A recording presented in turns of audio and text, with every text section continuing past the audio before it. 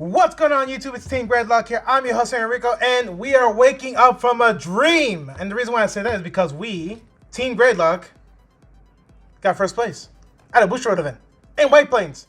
And we went undefeated as a team. In Swiss. And the top 8. And the top 4. And Yes. the top 2. Undefeated. So, we're doing a deck profile with Dan. Of course, Dan McNosky, the meme kid. Of course, you guys already know him. And he's going to do a deck profile of his Neo Nectars and explain his matchups and see. Let's see why Neo Nectars is still broken.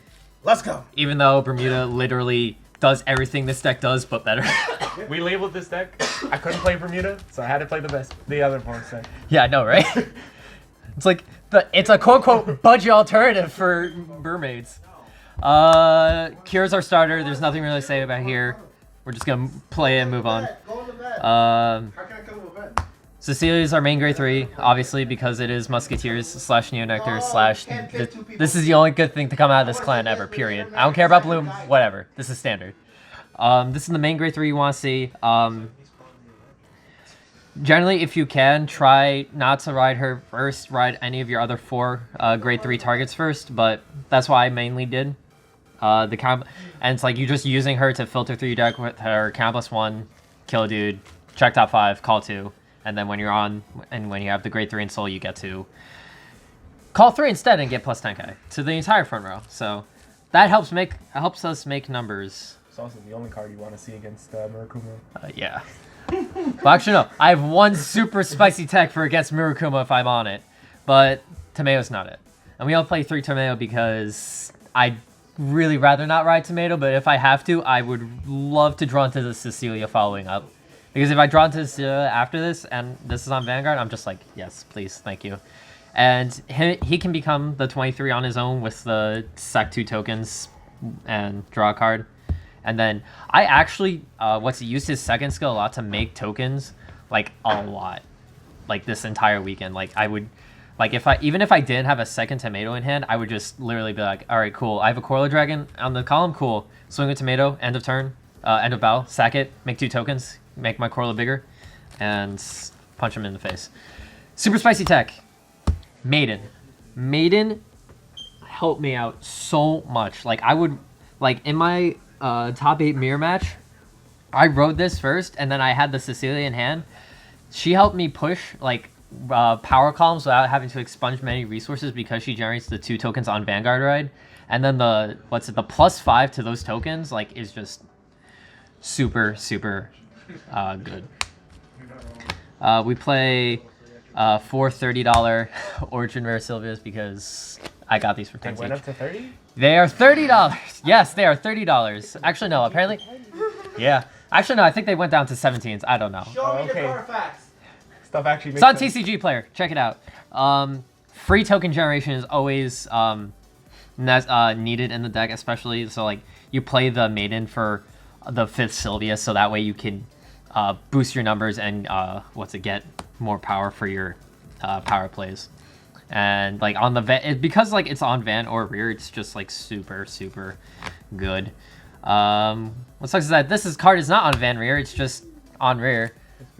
To be, yeah, it has to be a little fair. It has to be a little fair with Air Missile. You play for it because it's like when you see him early and you have the setup where you have like 2 tokens on your grade 2 ride, you just call this down and make the column plus 10k, so like he swings for 25 or a little bit more. And it also lets you draw cards, so basically cantrips you for like a counter +1, which is great, especially in the deck because we don't like calling cards from our hand unless we can replenish them or do other things. I mean, Counterblast cost is literally written on 2 cards. Cecilia and Tracy. Yo, word. I am so grateful. We play 2 spinach because I don't want to see it early. I want to see it when I'm checking with Cecilia in mid to late game, so that way I can push for like good high numbers, and it's like, cool, I am calling 3 units out with this. Oh, I see a spinach, cool, I call the spinach, and it sees 2 cards being called, so like that's a 16k attacker right there, and then I'm calling on the front row, it has a force marker under it, it's 26, plus 10 from Cecilia, it's 36 by itself, if I have a grade 3 behind it for whatever reason. If I damage check it early, it doesn't really hurt because we play Corla Dragon, so like having 5 of the same plus 3k booster card is really good. And if I see it early, it's pretty good. Pretty good early game rush. Speaking of early game rush, we only play 2 Gardens Guide because it's the same sort of principle as Suspension Advisor, like, but like the opposite way. Where, like, if I see it early, it does things like really well. Like even if I see it mid game, it also really well because it just duplicates it doubles how many tokens I have on board. So like 1 goes to 2. I have 1 token, I get a token. If I have 2 tokens, I fill the field, basically. And it's on Van Rear, so like if I so when I ride my grade 1 and then like I have a Fruits Basket Elf, I just Fruits Basket Elf, have 2 tokens, and then following turn I ride Garden Guide. I basically make my field, and like I only have missing like 1 card to put down from that. It's like it really helps a lot, especially like if you're in like a losing position and like you check her off Cecilia and you're playing against something like Kagura or Narukami that will retire your shit. It's like really helpful for that. It's also the second Sylvia of the deck if you happen to ride that homeboy first. Yo, our homegirl, Merca. Sorry, excuse me. They're all girls. 95. Pyroids. Yeah, it's I don't identify. It's 3.69696969% men in this deck. Oh, Trisage is a female too? No, he's one of the 3.6969696969 men in the deck. He's a Apache helicopter now. Oh, calm down. Marika is your ideal grade 1 ride.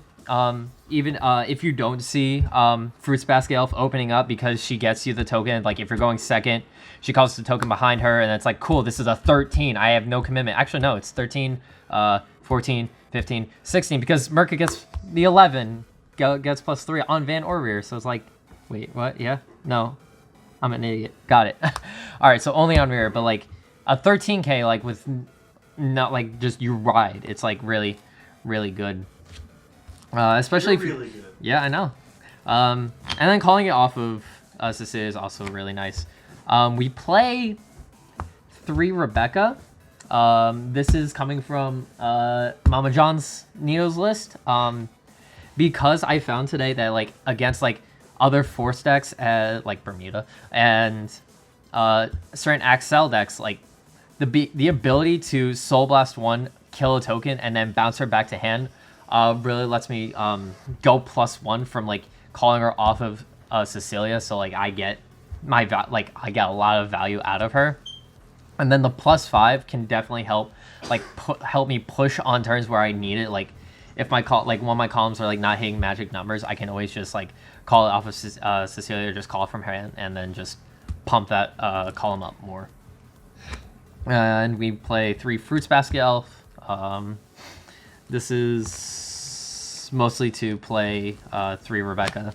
I cut that down for the Rebecca because I was playing 2 before. Only 3 Fruits Basket is fine because, like I said, like you have more. You have the token generation from the Guardian Guide, so you can afford to cut Fruits Basket Elf, because the Fruits Basket Elf, the Rebecca, and the Merca all Soul Blast. So like you have to be mindful of like how much soul you have and like when you're gonna use it and when you want to use it. Definitely like useful like for when you're pushing for power plays and you call it off Cecilia, and then you just go, oh cool, I have a Coiler Dragon or like a Spanish here, cool, awesome, I'm gonna just call Fruits Basket Elf and then just call 2 more tokens, and then retire those tokens if I have a tomato on board, and then call another Fruits Basket Elf because I'm a god, and then get more tokens and get more power, and then base. And then like I said, all profile, I play the Coiler Dragon at 3 because it's the same sort of principle with Spanish Advisor. Like I don't want to see it too often, but like I want to see it like early game off like the first like 1 or 2 Cecilia turns, and then like I just have it sitting in the backboard, and it just like gets power, like it'll just get +6 every turn, and then like +9 every turn, and then at minimum, and then it'll just keep getting bigger, and then especially like with the tomato plays, it just helps for pushing face. Still hits for big numbers, boys. It hits for big numbers, but it's not big enough compared to Bermuda. You gotta try your hardest to get there. Listen, man, listen. All right, so I play. We can't just all turn our cards sideways. I know, Some right? people gotta actually like call as many cards in our deck as possible. Yeah, I know. We play 8 I don't know crit. what you're talking about. I turn my side cards all the time, and it's always good. Featuring myself. The whole reason why I play this clan, why I play this deck, why I love Musketeers is because my name is on the crit trigger, and I will sack you No questions asked. Chestnut Bullet. So you admit that you sacked me. Oh, I sacked super hard.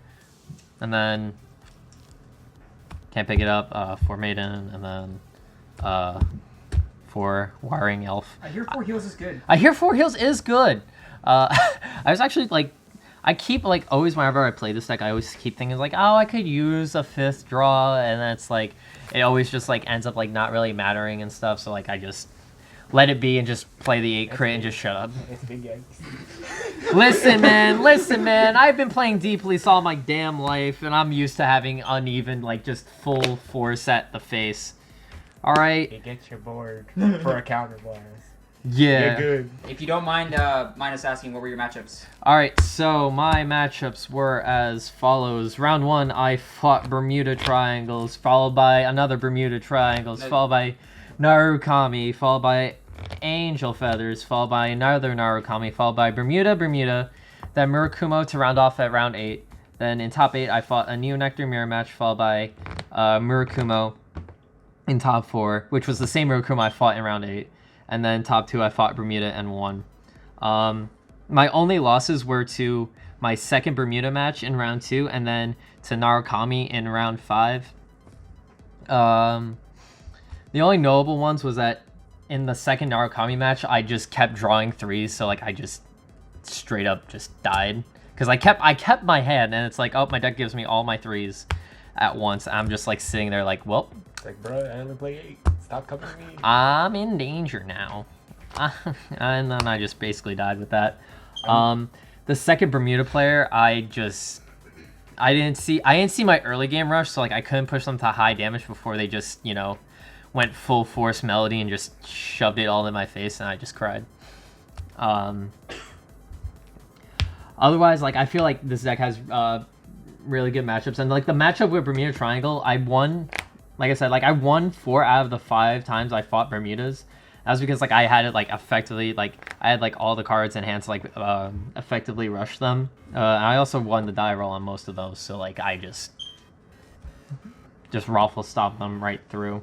It's like I think it's the one. I think it's the one inherent advantage that Neos has over Bermuda. It's the fact that it's actually able to consistently rush. Yeah, like especially like it doesn't matter like like a grade 1 and grade 2, the grade 1 and grade 2 rush in Neos is basically like on par, if not sometimes better than Bermuda, because they could call like they have the Lizzle they can call as a grade 1 and just build like somewhat of a board from that, but even then that's a once per turn effect. But it's one of the only decks that's able to retaliate against something like that without actually like losing most of their hand. Yeah, because things like Sylvia, things like Irmisol, things like Guarding Guide, like they're all, you know, very helpful in the matchup.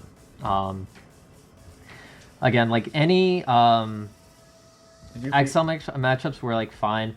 The Murakumo matchup, like I also just opened up like the nuts and just like punched him like right in the face both games, even though like I believe both of those games like he ended up being Gradelock, but like that did hurt a bit, but like I still feel like I had the advantage over like with that matchup because I was going first, and I was just able to like keep putting pressure on, like keep putting him to like high damage like before he rode to 3. Things like that. Against the matchup is usually dependent on like you putting them to a higher damage to the point where the lockdown doesn't matter. Yeah. Because they will die anyway. Yeah. And the fact that all you have to do is ride Cecilia and keep spreading power between a Force Marker and Corolla and Spinach, because that's the only way of actually getting power in that matchup. Yeah. And what's it? Yeah, I only ran to 1 Protect matchup that entire day, which was the Angel Feathers. That's what I was gonna ask. How did that matchup go? So again, like my entire thing with the deck was I am going to like if it's like a matchup that I'm not like super, what's it called? That like I don't feel like super comfortable with. I'm just gonna take my entire hand and just like slap it down on the board and see if it sticks. Yeah. It's normally an effective strategy. It's yeah.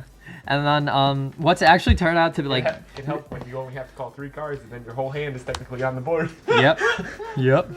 But it was really because like I pushed them to high, and then like I believe that was the match where I literally hit one of these matches. I just literally like grade 1 ride attack, no guard, like 1 to pass, crit trigger, Alphonsus Vanguard, and then it's like I ride to grade 2, I do my thing, and then it's like a swing, it's like no guard, crit trigger, and it's like in the best of 1 when you get hit with, you know, back-to-back crit triggers that you Are not guarding. that you're not blocking, it's just like, well, guess I die now. But yeah, no, like that matchup, like as it slowly went on, like I was gaining more and more advantage, and just like he double healed on me, but like I was able to just like keep the pressure on, like he barely had any like he was able to re-ride consistently, but it didn't really matter with like all the protects because what's it called? Because he could only get like one protect per turn, and like because he didn't see any he only saw Uriel in the damage zone like once, and Zerakiel? The VR? The VR, yeah. Zerakiel. Zerakiel, whatever. The blue angel bitch. I don't think she deserves to be called that, but Listen, man. Angel Ferris can get 2 protect markers in a turn. and heal. And heal. I hear that's good. I hear that's It's sometimes good. sometimes good, he says. Takes a lot of talent. Takes a lot of talent. It is talent. Hashtag talent squad. Besides that, nothing else really of note. When we went to top 8, like that was my first mirror match that I saw all day against the other Neo Nectar player, and that was a great match. Shout out to the Neo Nectar player I played in top 8. You know who you are. It was great having that. That was a nice, casual, relaxing mirror match. I enjoyed it a lot. But with that, like that match, like I had the maiden and then the Sicilian. I was just controlling the tempo of the entire game for most of it because I always try to keep like against decks that I know are like super aggro. I try to keep to like low damage as much as possible, and then just like do like a small like push turn and then follow up with a bigger push turn. So like I trailing roast and then into Cecilia for the 30k and just went steamrolling. And then after that, like I said, I fought Murakumo again, which is the same guy I fought in round 8. And that time he was grade locked, I believe, for 2. And he had 3 grade 3s in hand. In round 8, he had like 5 grade 3s in hand, so it was like really bad. I remember. He tried to shoot you on grade 2. And oh yeah, no, that was a fun thing that happened. So in the round 8, I had my story time. I had story time. I had a column of triggers. I had my garden guide with boosted by a trigger, and then some other column, I believe a Merca column.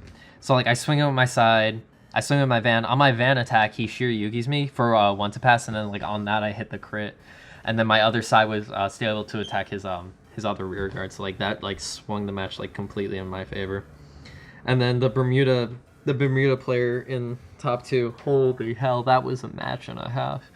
Because you guys, I don't know if by the time this video goes up, probably it's the match was recorded, so you can check that out on Bushiroad's official Won't be up. YouTube website. All right, probably, yeah, but I would recommend keeping an eye out for that to see how that match went. But we appreciate Bushy, but that match was a wild match and a half, and I just my deck literally just said, all right guys, ready up, and they just went even though I'm not Narukami, but whatever.